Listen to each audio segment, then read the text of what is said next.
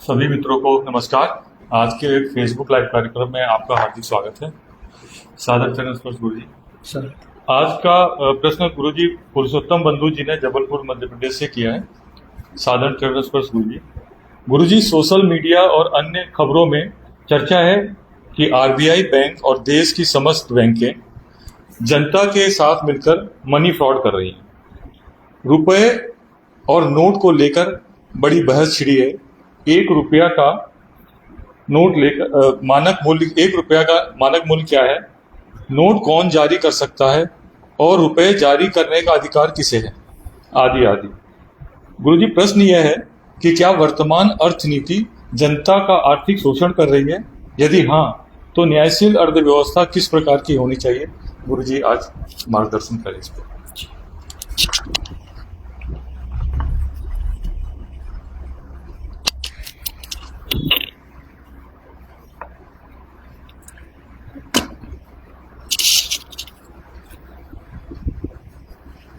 बात बड़ी स्पष्ट है। मौद्रिक नीति पर चर्चा की जा रही है। प्रश्न जो भी है आरबीआई को लेके, मुद्रा को जारी करने को लेके, मुद्रा के मानक मूल्य को लेके, और कोई मौद्रिक जालसाजी चल रही है या की जा सकती है बैंक द्वारा या सरकार द्वारा, ऐसी तमाम बातें इस प्रश्न में उठाई गई।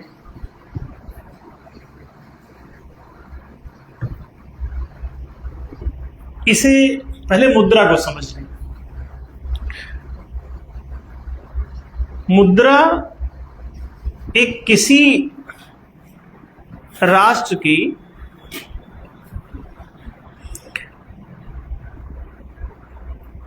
मूल्यांकन की एक ऐसी प्रणाली है कि किसी भी चीज के मूल्य को आप आंक सकें, इसके लिए एक सरकारी प्रतीक जारी किया जाता है। मुद्रा माने होता है चिन्ह। राजा की अंगूठी को भी मुद्रा कहते हैं। आपने रामायण में भी पढ़ा होगा, रामचरितमानस में, कि प्रभु मुद्रिका मेली मुख माही और जलधि लांघ गए अचरज नहीं। राम की अंगूठी को मुद्रिका कह रहे हैं। हनुमान जी ने मुंह में डाल ली और समुद्र के ऊपर से उड़ के लंका की तरफ चले गए जब सीता की खोज में गए थे। तो प्रभु मुद्रिका मेली मुख माही। मुद्रिका माने राम जी की अंगूठी। अंगूठी पहले क्या करते थे कि राजा की अंगूठी, वो राज प्रतीक, उसमें राज चिन्ह लगा रहता था, तो उससे राजा की मुद्रा लगा दी गई, राज चिन्ह। उस अंगूठी में राज चिन्ह ही वो राजा पहने रहता था। तो राज का जो चिन्ह रहता था वो उसमें सील ठप्पे के रूप में किसी कागज पे लगा दिया जाता था। तो कोई भी उसमें जो बात है वो प्रमाणित हो जाती थी कि राज चिन्ह लग गया, माने राजा की तरफ से इसको अनुमति प्राप्त। तो उसको एक राज मुद्रा जो है, राज्य का एक ऐसा अनुमति प्राप्त एक प्रतीक है जो इकाई के रूप में, एक यूनिट के रूप में, वो किसी भी वस्तु के मूल्यांकन के लिए उपयोग की जाती है। अब उस यूनिट का की मूल्यवत्ता क्या हो, उसको इसका मानक मूल्य कहते हैं। कि वो यूनिट जो प्रतीक है, कोई चिन्ह है, वो जो दिया जा रहा है एक इकाई के रूप में, एक यूनिट के रूप में, एक मुद्रा के रूप में, उसे क्या माना जाए कि वो क्या है। तो ये क्या माना जाए, इसी को मानक मूल्य कहते हैं उसका। अब मानक कोई इसमें ऐसी कीमती कोई बाजार में जिसका महत्व हो, जिसकी बाजार में कोई मांग हो, ऐसी कोई धातु को इसके मानक के रूप में ले लिया जाता था। तो प्राचीन काल में जैसे पहले स्वर्ण धातु को लिया गया, बाद में चांदी को भी लिया गया। अभी जो रुपया आप कहते हैं तो रुपया माने चांदी ही होता है। तो इसीलिए रुपया माने होता है चांदी की एक यूनिट, जैसे कि 1 ग्राम, अब वो 1 मिलीग्राम या एक कोई भी जो यूनिट आप मानते हैं, तो 1 ग्राम सोना या 1 ग्राम चांदी ऐसा आप मान लें।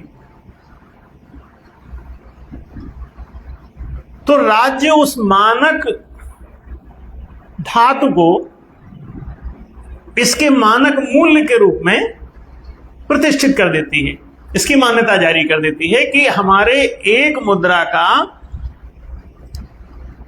मतलब क्या होगा, मीनिंग क्या होगा। तो उसका मीनिंग होगा कि एक मुद्रा बराबर 1 ग्राम सोना। तो जिसके पास एक मुद्रा कोई चिन्हित कोई जो इकाई है, वो चाहे कागज पे ठप्पा लगा दें या किसी कोई धातु पे ठप्पा लगा दें, या सोने का है तो सोने पे ढाल के कोई बना दें और उसको एक इकाई घोषित कर दें कि जैसे 1 ग्राम सोना है तो 1 ग्राम सोने का ही सिक्का बना के उसे ढाल के उसमें 1 लिख दिया। तो एक पहले होता था वो रुक्मा, रुक्म माने होता है सोना। तो पुराने जमाने में इसे रोकड़ कहते थे, इसे तो रुक धातु से रोकड़ खाता ऐसा पढ़ते हैं। तो रोकड़ को उसी जब सोना इसका मानक मूल्य माना जाता था एक मौद्रिक इकाई का, तो सोना को माने स्वर्ण धातु को मानक मूल्य के रूप में लिया जाता था। तो उसे रुक्म की वजह से उसको रुक्मा या रुक्का ऐसे कहते थे। तो रुक से ही वो रोक और रोकड़ शब्द बना हुआ है। आप इसे समझ लें, जब चांदी आया तो इसका नाम रुपया हो गया। चांदी को जब मानक मान लिया गया तो रुपया हो गया।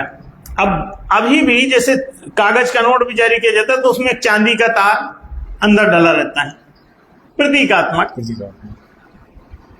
अभी हुआ क्या है कि पूरी दुनिया में जो आज मुद्रा की बहुत सारी चर्चाएं चल रही, कई संस्थाएं ऐसी बन गई हैं जो तमाम प्रकार के आरोप लगा रहे हैं सरकार पर।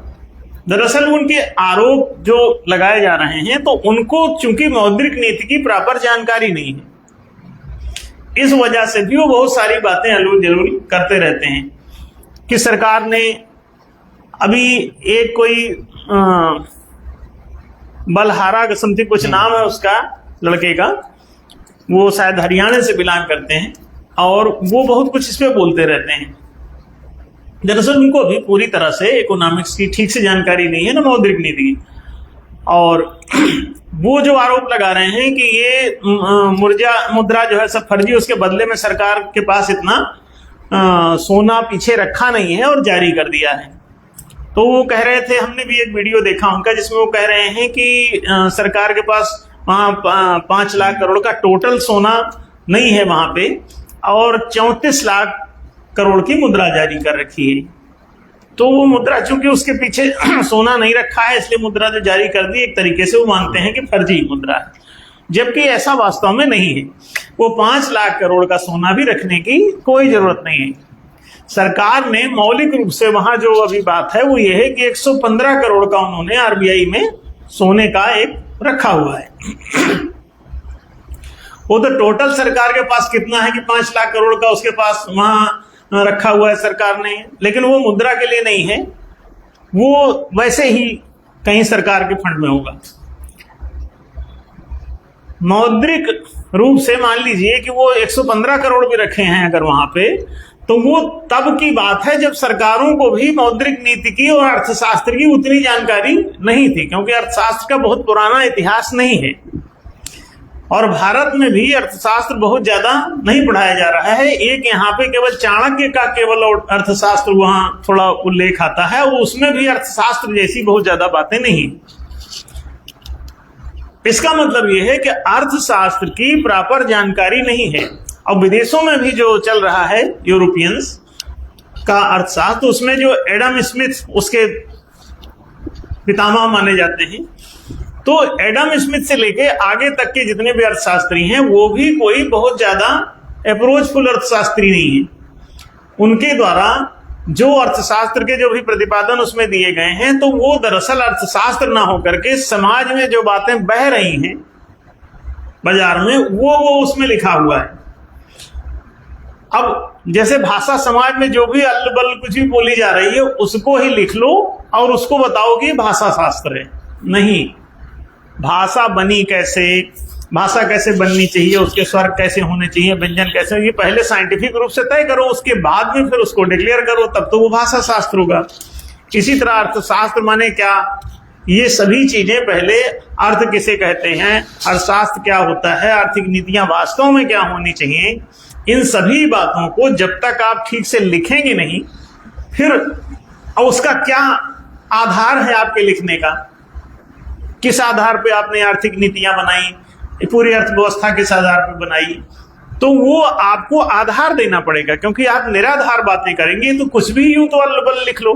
जैसे बाबा ने संविधान बना दिया तो कुछ भी, कुछ यहाँ चल रहा है कनाडा में, तो कुछ इंग्लैंड में चल रहा है, तो कुछ जो है वो अमेरिका में चल रहा है, तो कुछ ऑस्ट्रेलिया में चल रहा होगा, तो कुछ और देशों में चल रहा होगा। कोई सन 35 में कोई संविधान बनाया था उसका उठा के कहते हैं पारित कर दिए, इनसे दस्तखत बरकरा दिया। कुछ भी बोल रहे हैं लोग, और उन्होंने कुछ भी किया भी है। उनसे पूछो कि संविधान में जितना आपने प्रावधान किया है इसका आधार क्या है, किस आधार पर तय किए हो कि ये सही है जो आपने लिख दिया। तो कोई पैरामीटर नहीं है, वही मन में जो आया सो बक दिए। कोई पूछे कि पीयूटी पुट होगा तो बीयूटी बुट क्यों नहीं होगा, तो भाषा शास्त्री से पूछो तो वो कहता है कि इसका कोई आधार नहीं। तो जब निराधार भाषा पढ़ाओगे तो ये भाषा होगी कैसे, इसका मतलब baseless language, baseless economics, baseless संविधान, बेसलेस समाजशास्त्र, बेसलेस आपकी बाकी भी चीजें। इवन साइंस जो चल रही है अभी पढ़ाई जा रही है, फिजिक्स केमिस्ट्री मैथ्स, उसके भी मैक्सिमम सिद्धांत ही बेसलेस हैं। जैसे ये बात हम शुरू से कहते चले आ रहे हैं कि ये विज्ञान, भौतिक विज्ञान में क्या पढ़ाया जा रहा है कि गुरुत्वाकर्षण के बल से ये सभी ग्रह एक दूसरे का चक्कर काट रहे हैं। यही बात सैकड़ों सालों से पढ़ा रहे थे। आइंस्टीन भी गुजर गए, न्यूटन गुजर गए, सबने देख लिया, बड़े बड़े विद्वान सब गुजर गए, और किसी को ये क्लिक नहीं कर रहा है कि घूम ही गई नहीं गुरुत्वाकर्षण के बल से। सब लोग इसी को मानते रहे। हम पिछले 35 सालों से तो समाज में ही ये सब बातें हम बोल रहे हैं लगातार कि ये सिद्धांत गलत है। गुरुत्वाकर्षण से आप घुमा के हमको दिखाओ, कोई नहीं घुमा सकता। गुरुत्वाकर्षण से वो चिपक सकता है, घूम नहीं सकता, एक दूसरे का चक्कर नहीं काटेगा। अगर गुरुत्व बल खींचेगा आपस में एक दूसरे को तो वो चिपक जाएंगे, घूमेंगे क्यों? एक कॉमन सेंस की बात है। इसका मतलब इसमें कोई बाह्य बल लग रहा है, उनके अपने गुरुत्वाकर्षण से ये चिपक जाएंगे। कोई एक बाहरी ताकत चाहिए। ये बात हम पहले से कह रहे थे कि एक बाहर इसमें एनर्जी फील्ड है, एनर्जी ऊर्जा की दीवार है चारों तरफ से, पूरा गोलाकार। उस गोले के भीतर ही ये घूम सकते हैं। वो आपको दिख नहीं रही है, इसलिए आप उसको कैलकुलेट नहीं कर पा रहे हैं। अब ये बात पिछले इतने सालों से हम लगातार इसके पढ़ाने वालों को भी, फिजिक्स के टीचर्स को भी हमें बात बोल रहे हैं कि आप लोग ये गलत पढ़ा रहे हो, ऐसा नहीं घूमेगा। तो इसको पढ़ाते क्यों? लेकिन वो पढ़ा रहे थे। अब जाके वो बात इनको पता चला कि जो हम कह रहे थे वो सच निकला, कि उसके बाहर एक सरफेस काम कर रही है। एक ये किसी गुब्बारानुमा ब्लैक होल के भीतर ये घूम रहे हैं और बाहर से वो खींच रही है इनको। अब इनका जो आपस में गुरुत्वाकर्षण है वो चिपक नहीं पा रहा, खिंचाव में आपस में इनको चिपकने नहीं दे रहा, क्योंकि बाहर से वो खींच रहा है। ये आपस में एक दूसरे को खींच रहे हैं चिपकने के लिए, और वो बाहर से इनको खींच रहा है। तो दोनों तरफ बैलेंसिंग इनको करना पड़ता है। सबकी अपनी कक्षा ऑटोमेटिक बन जाएगी, आप ऐसा करके देख लीजिए। और सब जितने गोले बीच में डाल दोगे वो सब ऑटोमेटिक घूमने लगेंगे। बाहर अगर गुब्बारानुमा कोई ऐसा हो, एक बर्तन जैसा, और उस बर्तन के बीच बीच में आप जितने गोले डाल देंगे, अगर उनमें गुरुत्व बल है आपस में, तो वो एक दूसरे से मिलने की कोशिश करेंगे और उनको बाहरी बल, जो बाहरी सरफेस है 10 दिशाओं में, वो उनको सब तरफ से खींच रही है। अब क्या होगा? अब अगर ये गोलाकार है तो इस शून्य को कहीं भी प्रतिष्ठित कर दो, ये बिल्कुल इतना फ्रीली चलता रहेगा। और फिर वो ऐसी तमाम गोले किसी एक बड़े गोले का चक्कर काट रहे हो। अब आप सोचिए, ऐसे ही पूरी गैलेक्सी का भी एक गुब्बारा हो सकता है कि वो एक किसी ब्लैक होल के भीतर ही है, इसलिए ये बाकी सब एक दूसरे का चक्कर काट रहे हैं। और अगर किसी बड़े अंतिम जो गोला होगा उसको खींचने की जरूरत नहीं। क्यों? वो अपने सरफेस पे खुद ही जहां है वहां टिका हुआ है। अगर उसको बाहर से कोई ना खींचे तो भी वो जहां भी रहेगा वहां पे है, वो अंदर वाले सब घूम रहे हैं उसके। एक कॉमन सेंस की बात है। ये कंसेप्ट हम बचपन से बोल रहे हैं कि ये ऐसा ही हो सकता है और दूसरा कोई रास्ता नहीं है। सारे फिजिक्स के टीचर, कितने लोगों की हमसे बहस करी, उनने डांट खाई। अब अंततोगत्वा ये बात अभी पिछले 2-3 सालों में ही ये बात जाके सिद्ध हुई है। अभी एग्जैक्ट तो हमको उसका डेट ख्याल में नहीं है ना कि कब, लेकिन वो अखबार में रिसर्च फिर प्रकाशित हुई कि एक ब्लैक होल के अंदर ही ये घूम रहे हैं और उसमें ये गुब्बारा नुमा स्पेस है अंदर, और बाहर से गुब्बारे की सरफेस इनको सब तरफ से खींच रही है बराबर मात्रा में। तो ये आपस में गुरुत्व बल इनको चिपकने नहीं दे रहा है। आपस का जो गुरुत्व बल है वो खींच तो रहे हैं आपस में, लेकिन बाहरी बल इनको चिपकने नहीं दे रहा है। अंदर एक दूसरे को खींच रहे हैं और इन दोनों को बाहर से कोई खींच रहा है। तो सब तरफ से खिंचाओ और बीच में इनका आपसी खिंचाओ। अब बस ये गोला घूमने के लिए विवश। पंखे में वही वाली स्थिति है। चारों तरफ से इसमें कॉइल लगाए गए हैं, एक बाहर से इसमें एक कटोरा नुमा है, उसके चारों तरफ से कॉइल लगा दिया गया। अब बीच में एक डाल दी गई लोहे की पिंडली, और उस पिंडली से जोड़ दिया एक पाइप ऊपर। अब वो लटका हुआ है, अब बीच में फ्री है, वो घूम रहा है। चारों तरफ जैसे ही आप बटन दबाते हैं तो कॉइल में चुंबकत्व पैदा हो जाता है। वो चारों तरफ से, मतलब सब ओर से बराबर मात्रा में खींचता है, तो बीच की वो घूमने को भी बस हो जाती है। समान बल अगर बाहर से लगे और ये गोला एक ही हो, इसी को खींचती है, खुद घूमने लगेगा बीच में। इसी सिद्धांत से सारे गोले खुद भी घूम रहे हैं और एक दूसरे का चक्कर भी काट रहे हैं। ये कितना अद्भुत है, और ये हो ही जाएगा। ये बड़ी साइंटिफिक थ्योरी है। हम इसको बचपन से ही बोल रहे हैं कि ये चीज ऐसी ही है, विज्ञान ने खोजा नहीं था इसलिए वो परेशान थे, सही बात उत्तर नहीं दे रहे थे। इसी तरह से अन्य भी बहुत सारी बातें समाज में चल रही हैं। वही हाल इकोनॉमिक्स में कि इनकी भी कोई रिसर्च थ्योरी नहीं, कुछ भी कर रहे हैं, सरकार को भी कुछ नहीं मालूम कि मुद्रा क्या बवाल है।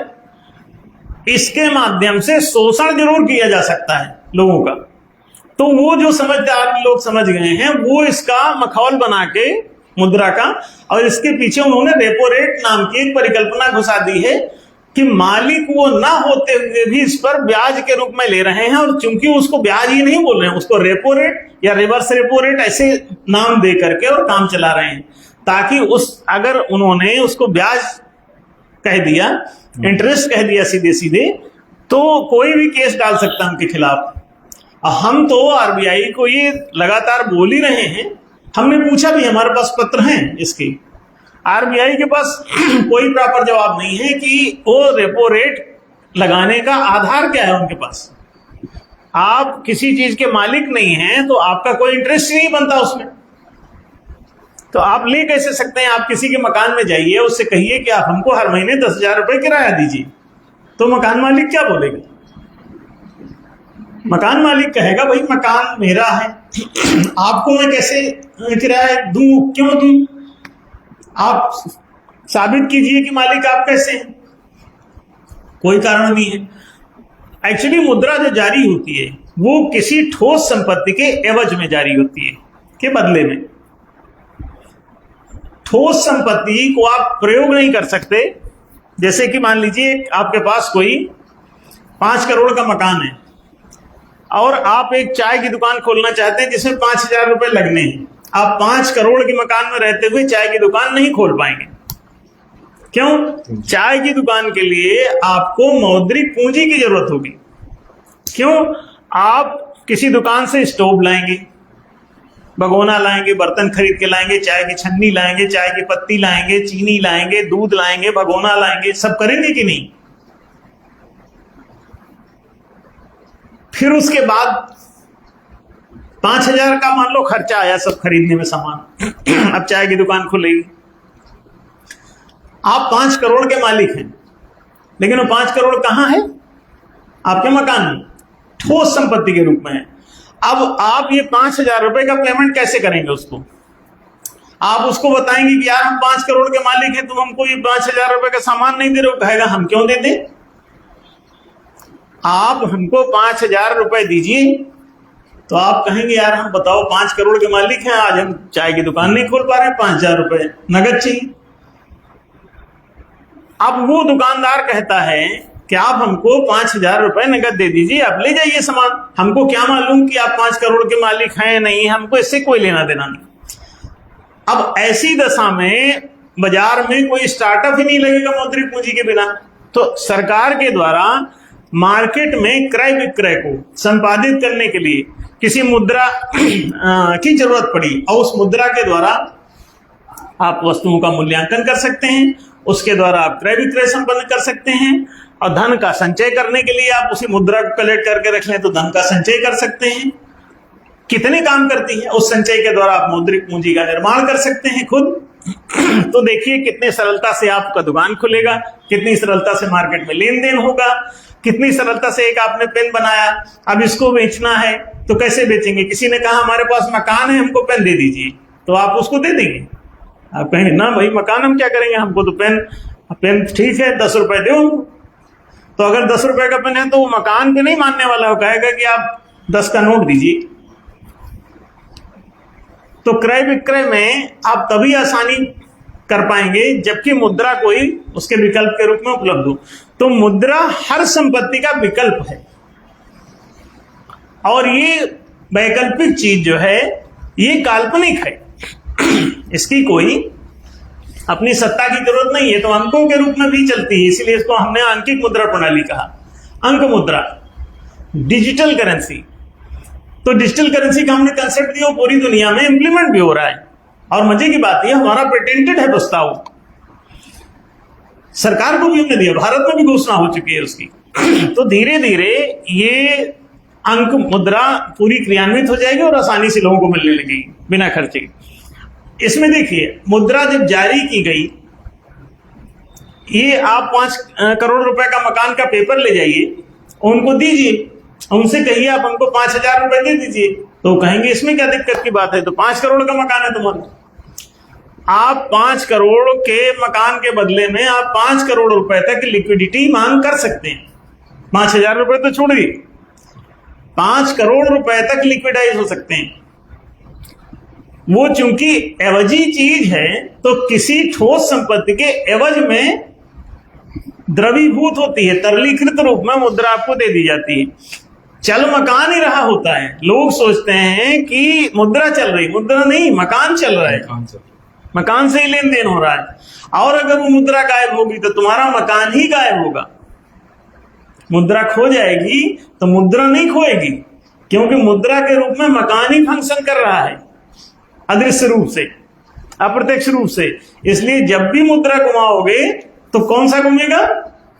ये मकान जो ठोस संपत्ति आपने उसको जिसका पेपर दे रखा है। अच्छा अब बताइए कि आप बर्फ का गोला लेके गए बैंक में, और बैंक में एक वहां पे सूरज का चित्र बना है, उसके सामने से गुजारते हुए मुहर वहां उठप्पा लग जाता है सरकार का चिन्ह, तो वो लिक्विड हो जाता है। चमत्कार देखिए उसका, सूरज की तरह गर्म है, तो उसके सामने से बर्फ का गोला गुजरता है और पानी बन जाता है। तो जब बर्फ का गोला आप अपने घर से लेके गए हैं, अब वो पानी बन गया, तो पानी का मालिक कौन होगा? हम खुद ही होंगे भाई, जिसका बर्फ का गोला है वही तो मालिक होगा जो बर्फ के गोले का मालिक है। सरकार का बर्फ का गोला तो है नहीं, तो पानी में बदल जाएगा तो भी वो आप ही का रहेगा। दूसरी बात, आप चाहें तो फिर से उसको किसी ठंडी जगह ले जाएं, हिमालय तरफ से निकल जाएं एक बाल्टी पानी लेके, तो फिर ठोस हो जाएगा। तो अब ठोस किसका होगा? सरकार का हो जाएगा, मालिक का। भाई आप ही का है, पानी आपका, ठोस भी आपका, ठोस आपका तो पानी आपका। सीधी सी बात है। इतनी मोटी सी बात दुनिया में किसी देश के नागरिकों को कैसे समझ में नहीं आ रही? ये उनके धूर्तता के माया जाल में फंस करके और लगातार रेपो रेट चुका रहे हैं। कोई 5% चुका रहा है, कोई 10% चुका रहा है, कोई 16% चुका रहा है, कोई 20% चुका रहा है, कोई 25% चुका रहा है। 20 पाकिस्तान अभी जब बर्बाद हो गया था तो उस समय 20% वहां पे रेपो रेट चल रही थी। 20% रेपो रेट का मतलब है कि पूरा देश भीख मांगेगा, सब बर्बाद हो जाएंगे, किसी के श्रम का कोई मूल्य नहीं बचेगा, सब खत्म। 10% पर ही आपकी इनकम जीरो हो जाती है। आपको आटा बांटना पड़ता है सरकार को। पाकिस्तान में आटा बंट रहा था, देख लीजिए। और भारत में भी चूंकि रेपो रेट लगा रखे हो, इसीलिए आपको 80 करोड़ लोगों को, सरकार के आंकड़े के हिसाब से 80 करोड़ लोगों को देश में राशन देना पड़ रहा है। क्यों? रेपो रेट लगा रखे। आप रेपो रेट हटा लीजिए, एक आदमी को 1 रुपए का राशन देने की जरूरत नहीं है, राशन कार्ड की जरूरत नहीं रहेगी, सब खत्म हो जाएगा। लेकिन शासन कार्ड वो अपने पास रखे हैं और राशन कार्ड आपको पकड़ा देते हैं, क्योंकि शासन रेपो रेट लगा देती है और आप कंगाल हो जाते हैं तो आपको राशन की जरूरत पड़ती है। अब कंगाल होते हैं तो पैसा आपका कहां चला जाता है? उन्हीं के पास चला जाता है। तो वो आपको फिर राशन देके जिंदा रखते हैं, ताकि मर जाओगे तो एक गुलामी कौन करेगा? सड़क कौन बनाएगा? हवाई अड्डा कौन बनाएगा? मकान कौन बनाएगा? बिल्डिंगें कौन बनाएगा? तो जिंदा रखने के लिए आपको वो राशन बांटते रहते हैं। कितनी सोची समझी रणनीति है आपको पराजित करने की। तो समस्या रेपो रेट की है। वो लोग जो बलहारा जी लोग उस पर चिल्ला रहे हैं, वो समझ ही नहीं रहे बात को। वो रेपो रेट पे उनको बोलना चाहिए। देवेंद्र बलहारा ऐसा कुछ नाम है उनका, वीडियो हमने देखा उनका। तो अब वो लोग क्या हैं, सरकार के विरुद्ध हल्ला मचा के वो अपना कोई स्टेटस बनाने के चक्कर में रहते। कोई सोशल स्टेटस बना रहा है, ब्रांडिंग, और कोई जो है पॉलिटिकल स्टेटस बना रहा है। केजरीवाल की तरह वो भी सौगंध खा रहे हैं, मैं कभी चुनाव नहीं लड़ूंगा, सौगंध खाता हूं। केजरीवाल ने भी सौगंध खाया था, वो भी चुनाव में घुस गए और मौका पा करके वो भी कभी ना कभी चुनाव लड़ेंगे ही। क्या आपसे कोई शपथ का एक्सक्यूज करने आएंगे क्या? नहीं। तो ये सब ब्रांडबाज हैं और ब्रांडिंग करते रहते हैं। सरकार का विरोध करना अपने माँ बाप के विरोध करने जैसा है। सरकार चाहे कांग्रेस की हो, चाहे भाजपा की हो, चाहे जिसकी हो, आप उसके विरोध में जिंदगी अपनी बर्बाद करिए। आप अपनी सही बात, आपके कोई अधिकार का हनन हो तो आप वो बात अपनी रखिए उनके सामने। आप आंदोलन चलाते हैं अंग्रेजों भारत छोड़ो, फिर आंदोलन चलाते हैं कांग्रेसियों भारत छोड़ो, फिर आंदोलन चलाते हैं भाजपाइयों भारत छोड़ो।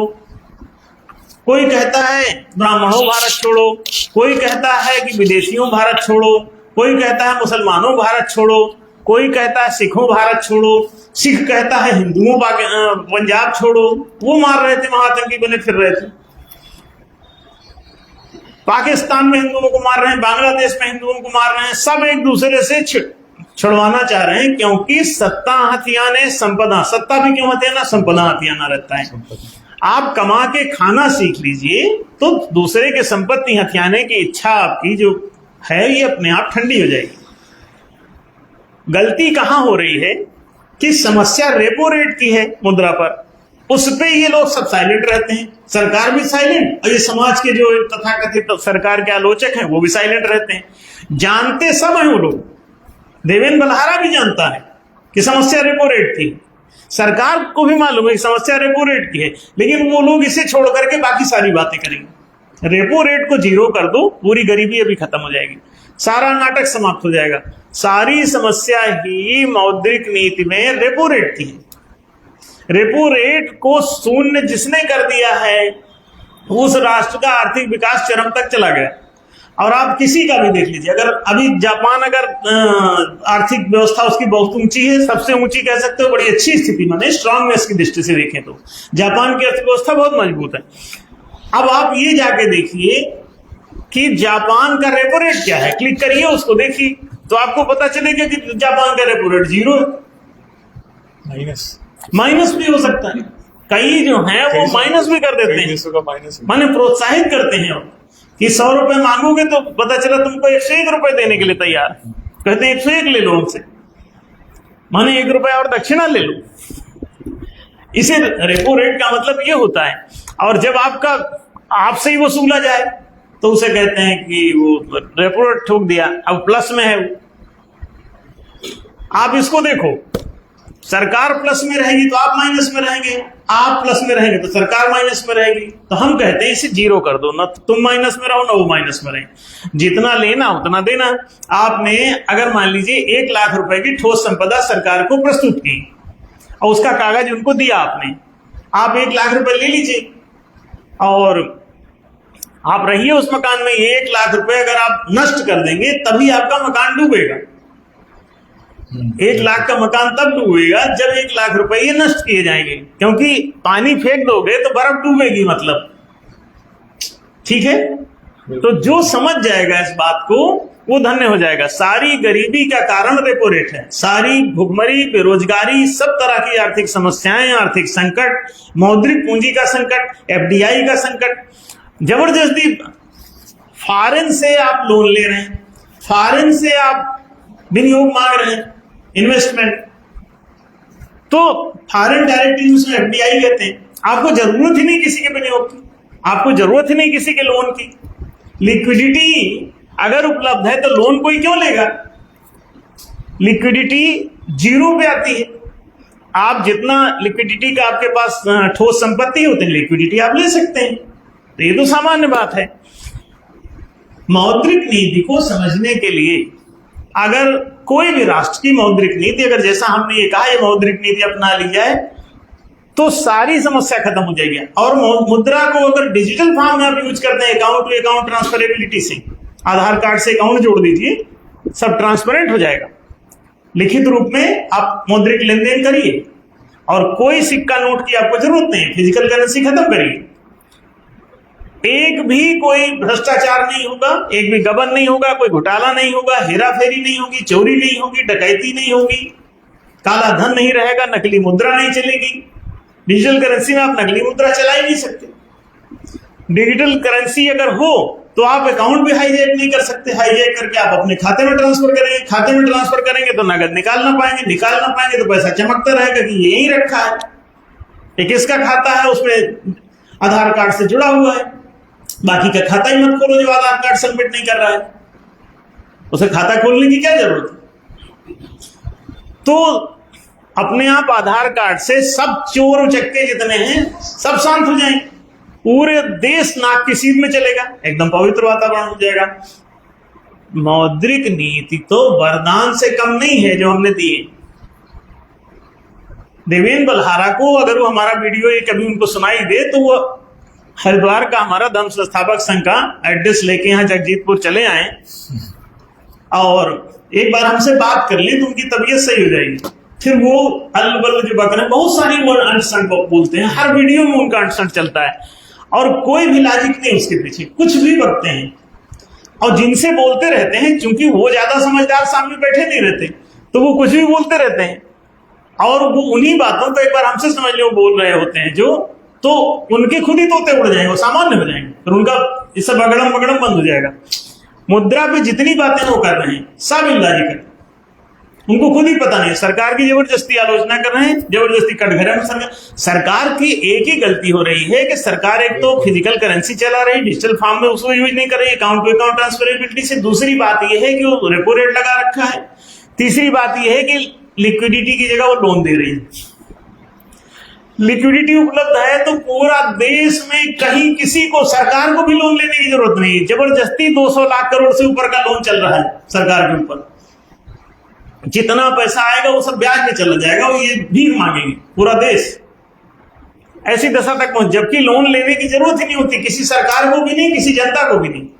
सब लिक्विडिटी आप बैंक से आप कितनी भी ले सकते हैं, सरकार भी ले सकती है अपनी ठोस संपत्ति जमा करके, चाहे चांदी हो, चाहे सोना हो, चाहे कुछ भी, जितना है आप उतने का ठोस संपदा ले।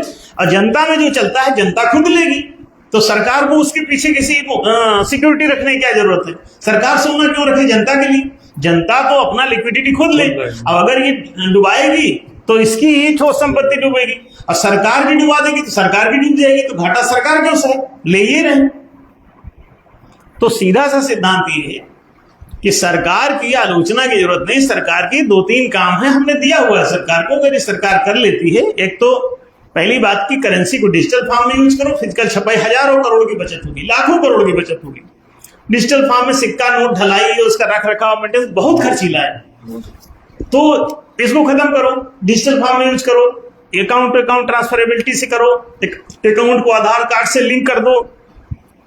इसके बाद लोन की जगह लिक्विडिटी जारी करो। सरकार को उस पर रेपो रेट लगाने की क्या जरूरत है? उसको जीरो करो, ना प्लस ना माइनस, माइनस में मत करो, प्लस भी मत करो, जीरो पे। जितने का उसका मार्केट वैल्यू है उतने तक सरकार जारी कर सकती है मुद्रा, और वो इसी आदमी की होगी, सरकार से कोई लेना देना नहीं। सरकार के पास उसकी सिक्योरिटी रखी हुई है वहां पे, और अगर ये गंवाता है, मुद्रा फेंकता है या खर्च करता है, तो ये खुद ही जिम्मेदार होगा। इसी का मकान डूबेगा, जमीन डूबेगी और रेस्टोरेंट डूबेगा, इसका जो भी है। ठोस संपत्ति के एवज में जारी करने पर कोई रिस्क नहीं है, और इससे मुद्रास्फीति नहीं होती। मुद्रास्फीति का चक्कर दूसरा है कि ठोस संपत्ति अगर 1 लाख रुपए की है तो आप उसे 1.5 लाख, 2 लाख, 5 लाख ऐसे देंगे तो स्फीति कहलाएगी। अगर 1 लाख रुपए मार्केट वैल्यू तक ही देते हैं लिक्विडिटी, तो कोई मुद्रास्फीति नहीं होगी। अब मुद्रा संकुचन उसे कहते हैं कि 1 लाख का मार्केट वैल्यू की आपने वहां कोई सिक्योरिटी रखी और सरकार ने आपको 50,000 रुपए दिए, तो मार्केट में धोखा होगा। 50,000 रुपए मार्केट में 60 रहेंगे और ठोस संपत्ति उतनी फंसी रहेगी। तो इसे मुद्रा संकुचन कहें। मुद्रा संकुचन से समाज में अर्थव्यवस्था डाउन हो जाती है, बिजनेस रुक जाता है। तो मुद्रा संकुचन एक अपराध है, पूरी बेरोजगारी बढ़ जाती है, पूंजी संकट खड़ा हो जाता है, आपको लोन लेते फिरना पड़ेगा। तो ये सब बुराइयां चूंकि मुद्रा संकुचन में होता है, तो जितनी ठोस संपत्ति है उसकी बाजार वैल्यू माने मार्केट वैल्यू तक आप जारी करें, उसके समकक्ष, उसके फ्लक्चुएशन को देख के मार्केट को थोड़ा बहुत प्लस माइनस कर सकते हैं, लेकिन उतना समकक्ष एवरेज वो रहे, इतनी जारी कीजिए। तो मुद्रा संकुचन नहीं होगा। मुद्रा संकुचन नहीं होगा तो पूंजी संकट नहीं होगा। मुद्रा संकुचन नहीं होगा तो बेरोजगारी नहीं होगी। बेरोजगारी नहीं होगी तो गरीबी नहीं होगी। सरकार के पास गरीबी का रोना नहीं रहेगा, ना कोई रोजगार मांगने जाएगा सरकार से। अगर आप रेपो रेट हटा लीजिए, एक भी कोई रोजगार मांगने अपनी तरफ से न जाएगा सरकार से। सबको रोजगार पूरी तरह से सुलभ होने लगेगा और ये ऑटोमेटिक होगा। अपना रोजगार खुद ही कर लेंगे लोग। लिक्विडिटी वहां से दिया, धंधा कर, नए नए स्टार्टअप रोज डलेंगे और पूरा वाणिज्यिक विकास हो जाएगा देश का। किसानों के पास जमीन आ जाएगी, उसी लिक्विडिटी वहां से ली, और जैसे जो जमीन खरीद रहा है उसी का लिक्विडिटी उसी की बन जाएगी। जमीन की पेपर सबमिट करो, अब वहां से चेक ले लो, लिक्विडिटी उसको दे दो, और खेती तुम्हारे पास आ जाएगी, उसको लिक्विड मिल जाएगा, पूंजी। तो ऑटोमेटिकली संपत्ति का उचित वितरण भी हो जाएगा। जिसको खेती नहीं करनी, खेती जबरन रखा है, उसको मुद्रा मिल जाएगी, वो अपना बिजनेस करेगा। अब तुमको खेती मिल गई, तुम खेती करना, तुम खेती करो। सीधे से सिद्धांत है। तो किसान भूमिहीन नहीं रहेगा, वाणिज्यिक आदमी कोई पूंजीहीन नहीं रहेगा, सबको सब कुछ मिलने लगेगा। 2 ही धंधे हैं मूल, कृषि और वाणिज्य, और दोनों ही तर हो जाएंगे, मस्त एकदम समृद्ध हो जाएंगे। और फिर उसके बाद तीसरा, राजकीय वेतन समान कर दो, सारी समस्या खत्म। चपरासी से राष्ट्रपति तक का समान वेतन कर दो, सबका इंटरेस्ट उधर जाने के खत्म हो जाएगा। जो सेवा करना चाहता हो वही जाएगा, और बाकी कहेगा ज्यादा पैसा कमाना है तो वाणिज्य में काम करो। अब वाणिज्य के लिए वहां मुद्रित लिक्विडिटी ले लो और अपना धंधा करो, सरकार से मांगने की जरूरत नहीं। सरकार निवृत्त, सरकार का टेंशन खत्म। तो ये नीति समझ में आ गई हो तो बहुत ही प्यारी है मौद्रिक नीति, और आशा है कि बंधु भैया को समझ में आया होगा। धन्यवाद गुरु जी। आशा करते हैं सबको बात स्पष्ट हुई होगी और सभी का ध्यानपूर्वक कार्यक्रम सुनने के लिए बहुत बहुत धन्यवाद। सभी लोग इस कार्यक्रम को ज़्यादा से ज़्यादा शेयर करें, सब्सक्राइब करें चैनल को हमारे, और लोगों को वीडियो शेयर करें ज़्यादा से ज़्यादा, और अगले हफ्ते के लिए अपना प्रश्न ग्रुप में रखें। बहुत बहुत धन्यवाद।